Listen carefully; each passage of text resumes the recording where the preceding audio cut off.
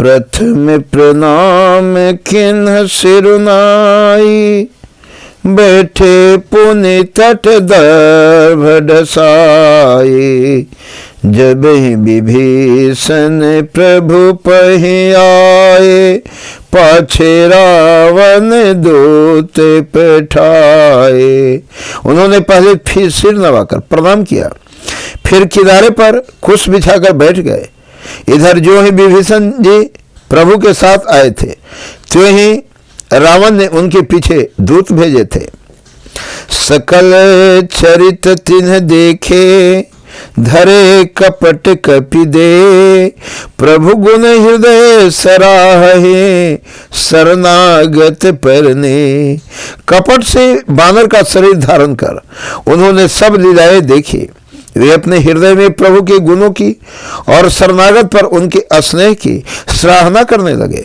प्रगटे बखान ही राम स्वभाव, अति सप्रेम गा बिसरि दुराऊ।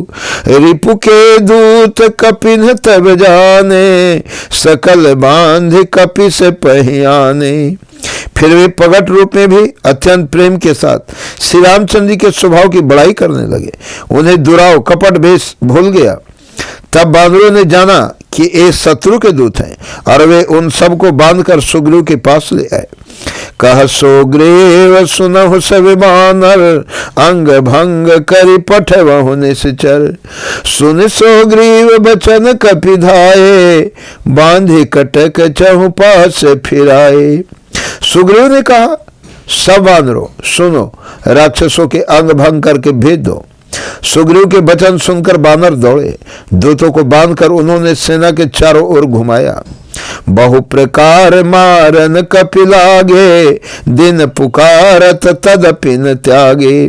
जो हमार हर नासा काना, तेहि कौशलाधीश कै आना। बानर उन्हें बहुत तरह से मारने लगे।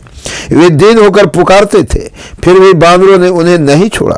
तब दूतों ने पुकार कर कहा, जो हमारे नाक कान काटेगा उसे कौशलाधीश श्री रामचंद्र जी की सौगंध है। सुनि लक्ष्मण सब निकट बुलाए, दया लागी हंसी तुरत छुड़ाए। रावण कर दी जहु यह पाते, लक्ष्मण बचन बाँचु कुल घाती। यह सुनकर लक्ष्मण जी ने सबको निकट बुलाया। उन्हें बड़ी दया लगी। इससे हंसकर उन्होंने राक्षसों को तुरंत ही छुड़ा दिया और उनसे कहा, रावण के हाथ में यह चिट्ठी देना और कहना, हे कुलघातक, लक्ष्मण के शब्दों संदेश को बाँचो। कहो मुखागर गोड़ सन, मम संदेश उदार। सीता देई मिलहु नत, आवा काल तुम्हार।